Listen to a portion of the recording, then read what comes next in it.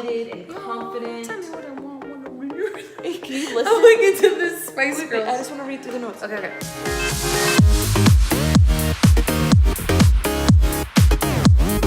Hey guys, it's Viv and G. Welcome to our channel. So we just finished watching episode 5 of The Bachelorette with Becca, and it was pretty good. Yeah. It was pretty good today. This episode, we had one-on-one, a group date, and everyone's favorite, the 2-on-1. Awful. I hate 2-on-1s. Yeah, they're pretty brutal for the most part. And I just feel like they're super played out all the time. So, Yeah. like, everyone knows who's gonna be on that epic 2-on-1. Right, seriously. Before it even happens, so. Yeah. So the episode started with the guys arriving in Vegas, and the guys are super pumped. Obviously, it's like a wild, crazy city. Yeah. But it was cute, like seeing them all get excited over the hotel room, and then Becca showed up and surprised them, and they were like extra like giddy. Yeah. I feel like They're so cute, yeah. So the episode pretty much jumped in straight into the first date, which was a one-on-one with Becca and Colton. Here's Colton. Cutie patootie. Yes. And it was a pretty interesting date. Super like low key but different. Yeah, so it started off with them on camelback. Yeah, I don't know. That's a horse, not camel. They're like, you've been on a camel before, so you should know. Yeah, but that's what I'm saying. They're like extra slow, and you're like, Okay. that's a camel. So it started off with them on camels, Yeah. and it was kind of awkward. Like, Colton definitely wasn't feeling it. It was all over his face. He Yeah. was like, what type of date is this? Yeah. Well, I feel like it was just not intimate. Like, they were trying to hold each other's hands, and like the camels kept like going away from me. Yeah. It was weird. But then it turned around. They went into the hot tub. Yeah. That's what I mean. Interesting, right? Camel ride. I don't know. It's a normal bachelorette guess. date, I guess. But yeah, so they were in the hot tub, so it was more intimate and relaxed, and they definitely got to talk more. For sure. I'm sure that relationship got a lot deeper too, just with that true one-on-one in the middle of the desert. Yeah. In a hot tub. So something that was so funny when they were in the hot tub though, when they were drinking their wine, I kept noticing like she was like had her wine in the water, and I'm like, her wine's probably getting so warm and gross right now. Like, pick your wine up, Becca, pick it up. I don't know, hot wine, ew. Yeah. So in the middle of the date, of course, the show brings the guys back in, and you know, they're hanging out in the hotel room, and really the main focus in that hotel, once again, is David picking on Jordan. Like, David, leave Jordan alone. Why are you so fixated on him? Like, it's ridiculous at this point. He's more fixated on Jordan than he is on Becca. Like, what? So stupid. Yeah. And he was just saying, oh, how did it feel to be picked last? And Like, it's I was second to last. I know. But you were last. Yeah. So how? Jordan's like, okay, so an extra couple seconds. Yeah, Like, he's like, but how did you feel? Like, just like digging at him. He was literally just trying to pick a fight, and it's like, stop, get over it. Oh my God. I don't know. David, you kind of sound like a bully to me. Like a really not smart bully. A cute bully, but a bully. Then obviously the cameras go back over to Becca and Colton's date. And, you know, they start getting a deeper conversation, talking about past relationships, where Colton then says his last relationship, he's told the girl that he loved her, and she didn't reciprocate. So, Oh, yeah.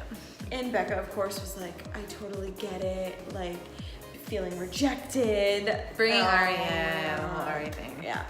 So we were wondering though, we're like, okay, wait, we know some of Colton's exes. Background info. Yeah. And it's like, I wonder if it was, Ali Raisman, yeah, the gymnast, the Olympian. yeah, and it's like, He used to date her, which is like kind of funny because the country and the world knows who this famous Olympian is. And I'm like, is he talking about Ali? Yeah. And he said that she broke up with him. I wonder if she watches the show. I know. So one part of the episode that with their date that I got super annoyed with was when Colton was telling Becca, you know, like, I do have a wall up, like, I have a guard, totally understandable. I get that. Then, like, 30 seconds go by and he's like, but you're already, like, bringing that wall down, da-da-da. I'm like, okay, that's fine, I guess. You know, you're feeling her, but I'm like, I don't know.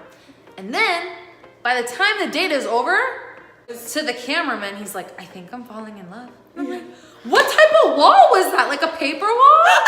Like, I don't know. Like, let me just, there's the wall. Knocked over, done. You did it, Becca. I don't know, Colton. I mean, maybe he's truly just falling for her. Yeah. I mean, and something that bothered me as well is they kept referring to, oh, they're on the same page, they're on the same page.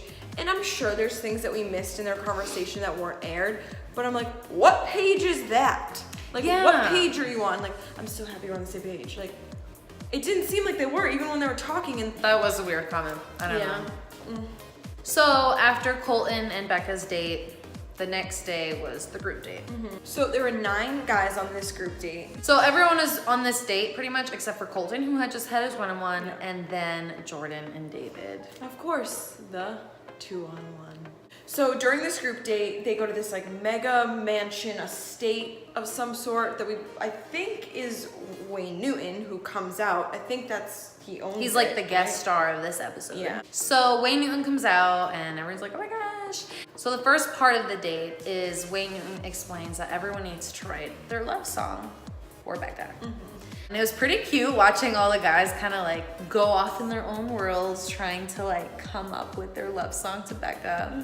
Blake was super cute. He was like, I'm happy to write this. Like, I'm gonna write what I feel. Yeah. I actually feel these feelings. Like, it was so cute. It was really cute, yeah. Some of the guys definitely struggled with it. I wonder though, like, if she's like really into music or something, because now they're having another musical inspired date.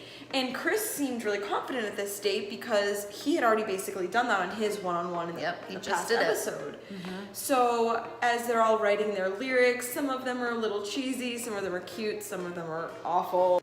It was funny. Leo was like singing his song to a horse, and the horse just like walked away. Yeah, and he's like, nah, he doesn't like it. And then poor Connor. Yeah! His paper just flew away and he's like writing his lyrics, going to like the little pond. Yeah, it was so funny. So, once the guys are all done writing their songs, then Wayne says, oh, by the way, we're gonna perform these songs in front of a live audience. Yeah. My heart would have dropped. I know. If I had to sing, no. That was a rough date, I think, for some of the guys. For sure. I mean, it took them out of their element and it kind of shows Becca, you know, who's a good down sport. for anything, you know? Yeah. Yep, I agree. So all the guys go. No one was really that impressive. It would be like you expect. Cracked voices, off key, like... Yeah.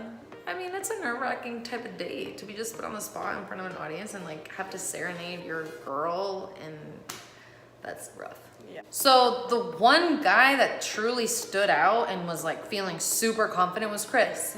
He knew what he needed to do, grab the audience's attention, wow them, involve them. Like, he was on it. Like, he did not care if his voice didn't sound good. Yeah. I think that previous one-on-one where he had to write the song definitely got him feeling himself.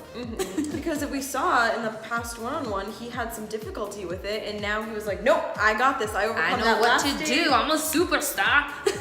So now we jump to the night time of the date, and she's getting all her little one-on-one times with everyone, and one that really stood out to us was her and Blake's one-on-one time. Blake. They just have so much chemistry. When they were kissing, it was just so adorable. And when he took her aside, he said to her, you know, I was really upset about the whole John Blanc thing. You know, I think that he really took something away from you, which is someone telling you for the first time that they are falling in love with you. And he said it. He said to her that he was falling in love with her. And you could tell that she was, even though it was probably only a week later where she wasn't ready for John Blanc to say that, you could tell like she's already feeling things for him and she wanted to hear that from him. Makes me so and happy. It was so adorable. Their kisses were everything. It was awesome. Oh, I love Blake and Becca. Oh my gosh, BB. So Blake ended up getting the group date rose, which we both think he totally deserved it. And some of the guys, obviously, especially Garrett, were like giving him little side eyes, but he deserved the rose for sure. Absolutely. But one person that didn't get like any time with Becca was Chris. Well, he walked into the night date all super confident, like, no, I got this. I'm one of the front runners, da-da-da-da-da-da. And the guys were like, aren't you nervous you're not gonna get time with her? And he's like, no, like, I will save the best for last, just like we did with the singing part. Yeah.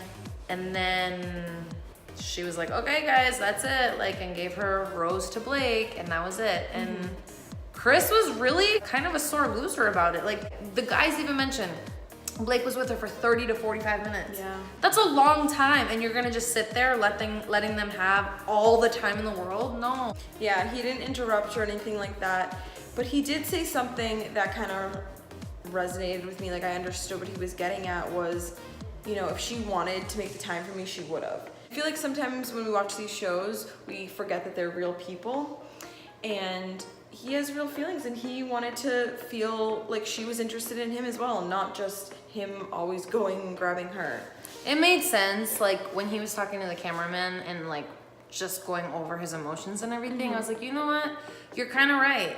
Especially because later on in the episode, which we'll get to, but just kind of wrap up Chris right now, she's like, I want to be 50-50. Well, if you want to be 50-50, Becca, you also have to put in the work and show him that you're into him. Yeah. There's 10 other guys here who are trying to compete for your heart, and Yeah. I don't know, like, I get her, you know, side. Like, she is the princess of the show this season, but at the same time, like, these guys do have emotions. They're real people. Some are more sensitive than others. Like, Yeah, for sure. some guys just want that reassurance that, hey, like, I do like you, like, don't I worry, am like, into you. I am into you, like, I'm not forgetting about you just because, you know. But yeah, I do get both sides. Yeah. So after the group date was the 2-on-1 with Jordan and David with Becca, and they get into a little Jeep Wrangler and cruise into the desert, and It was giving us hardcore, like, Chris Soules, Ashley I, that other girl. these awful 2-on-1 That, dates. like, I was like, literally, oh. it was the Ashley I, Chris Soules 2-on-1. So something that I liked that Becca said, and I feel as well, is like, these 2-on-1s always have like a really bad rep, and They do. She was like, no, I don't want this to, you know, be like a negative thing. Like, I really want to have fun with this date. And of course, Typical 2-on-1. the boys couldn't let that happen. So she took David out into a little rock in the desert, and no surprises there. David wouldn't stop talking about Jordan the whole time. Instead of focusing on Becca and his relationship, he's still super fixated on Jordan. Like, do you have a crush on Jordan? Right? Like, I don't know. He's such a hater. Even though it wasn't a one-on-one, he had this perfect opportunity with not all the guys coming after Becca to have this real conversation with her and to get to know her and for her to get to know him, and he didn't do that. Typical. Just talking about Jordan the whole time. Something that was so funny is when Jordan was seeing Becca come out. Oh, yes! He was like, oh, she's looking like a snack. I was like, oh my God. Jordan, you know, Becca has always said Jordan makes me laugh. Yeah. The guy's kind of funny. He's so funny. He is really funny. So, and like we said, we don't think he's like an evil villain at all. no, Like, I think he truly has like a good soul. he's so funny. He's Jordan. He's Jordan, that's it. And he's super passionate about his career. So, of course, Becca hearing all these awful things that David is saying of what Jordan said, Becca now wants to obviously go over to Jordan and have her one-on-one time with him and really confront what David just told her about Jordan. So she goes to him and is like, oh, did you say all these things? Are you settling? Da da da da da. Like, poor Jordan, like such a target. And he's like, what?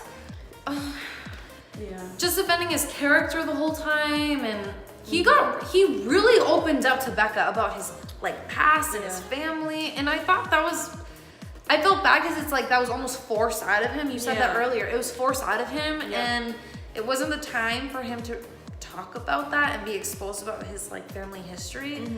But to kind of just to prove to the girl he really likes, hey, like, no, like, this is, I'm here for you. I can be loyal. Like, yeah, so he was finally getting the opportunity to open up to Becca and for her to get to know him better. And yeah, it wasn't on his own terms when he opened up to Becca. And we both thought it was so annoying that, I mean, maybe it was the way that the editing was. True. But it didn't seem like Becca said anything. No compassion. Like, she wasn't like, oh my God, thank you so much for opening up, or oh, I'm so sorry you've gone through this, or anything. It was just like, okay, let's go talk to David now. Totally dismiss like, these what? deep issues he's clearly dealt with. And it didn't look like there was much editing, so I don't know if she was just like, I'm over this already, or what was happening, but I really wish that she took the time to kind of, not console him, but like, show him like, thank you so much for opening up. So then, of course, those two go back to David because Becca wants to hear from the both of them, and it turns into a little like 5-year-old against 5-year-old fight. Like, they're both just like, Yeah, just like that. and she's like, what the heck? Like, why am I in the middle of this? And she got super annoyed and overwhelmed. And she said, you know, there was someone that opened up to me more today, which was Jordan, and David, I'm sorry, I'm gonna send you home. And there was like nothing, like no hug, goodbye, no walking him out. Cold. Just walked away. And she said to Jordan, she was like, I'm not comfortable with giving this date rose out right now, but would you like to continue the date? So then they continued the date to the dinner part. And she was like, okay, like, let's get to know each other. It started off like, okay, like he was being funny, and then it totally went south. Jordan got super passionate about his modeling career. And when you're passionate, I get it, that's all you're gonna wanna talk about. But like, you wanna ask the girl some questions. Like, if you know, if you're interested in her, you gotta get to know her more. It's not just about you, Jordan. Yeah, and he was like, oh, I'm showing all my poses and I wish I had my portfolio with me right now so I could show you. And it's like, what? Like, yeah, that's your career and whatever, but I'm sure there's other things to you. And you know, at the end of the day, Becca was just like, I have so much fun with you. I think you're such a unique, amazing person, and I've never met anyone like you, but I can't give you this rose. So I could tell that Jordan was upset about it, but he also, you know, was happy that she saw something in him at least. And I liked that ABC didn't portray him as this super conceited person. Like, you could see, at least for me in that 2-on-1, a lot of Jordan's character came out that I hadn't seen before, and I actually really respected. But he is just super into his career, and that's all great. But when you're trying to meet someone and get to know them, you gotta just hold back a little and get to know the other person. Yeah, for sure. So after the 2-on-1 date, we have the cocktail party, and Becca immediately grabs Chris to kind of address, like, what the heck, why didn't you grab me and have one-on-one time during the group date? And she talks about how she really wants like a 50-50 relationship, which I don't know. I didn't really feel like, you know, she was giving 50-50 with any of the guys if you think about it, but that may be just because that's how the show is kind of created, where the guys obviously are going after the Bachelorette. But Real life isn't like that. Yeah, and if she really wanted to see him, then she could have pulled him aside and said, oh, Chris, like, quick, I want to like talk to you. So clearly she's not that into him, because she didn't make that time for him. And yeah, he kind of sat back and he wasn't as aggressive as he could have been, but I think he just really wanted a sign of like, okay, does this girl like me as much as I like her? And I will say, maybe the show portrayed it, he was very overly confident, and then all of a sudden, but maybe that's just a guy, I don't know. yeah. But he's a sensitive dude who just wanted to know if his girl liked him back. Exactly, yeah. Anyways, that conversation escalated, and they kind of just like abruptly like... Yeah, she was like, I need to walk away from this because I'm getting upset. And since that was the first person that she was talking to at the cocktail hour, like, she needed to go talk to everyone else, and she couldn't get upset at that point. Right. So then they cut to her and Will's, and Chris is just like, I need to go talk to her again. Like, I need to fight for her kind of thing. So he goes to interrupt them, and Will's is very composed, and he's like, hey, we just sat down, And then he was like, okay, you know what? Like, I'll give you 2 minutes. Come. He comes back after, and Chris is not done talking to her. And he's like, come on, give me more time, blah, blah, blah. Long story short, Becca's like, I'll come find you after. I'll come find you after. So her and Will's kind of like jump right back into where they left off. Really cute. Super cute. I think Will's and her have like a really comfortable, fun relationship.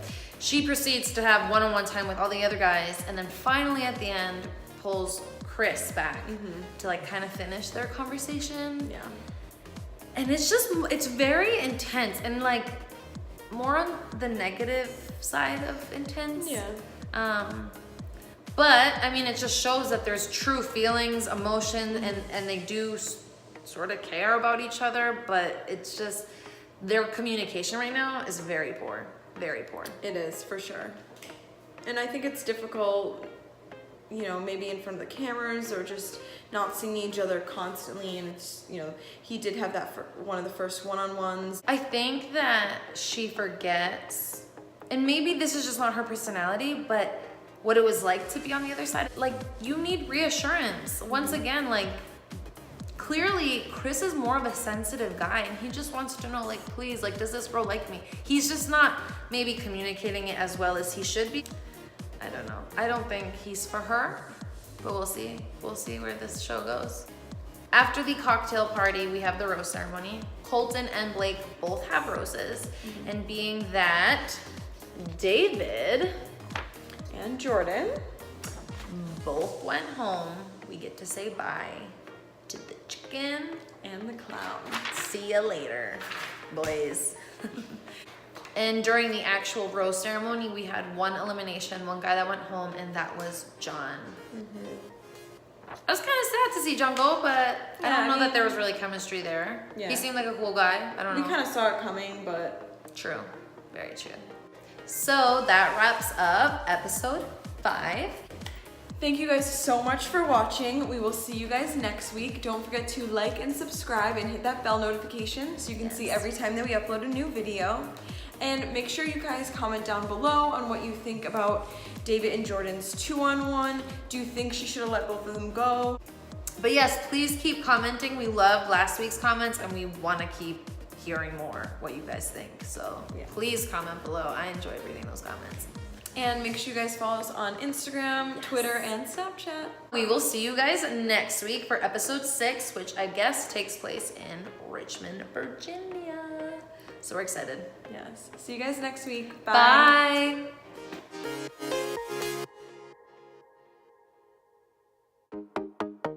So during this group date, we see John Newton. No? Wayne Newton.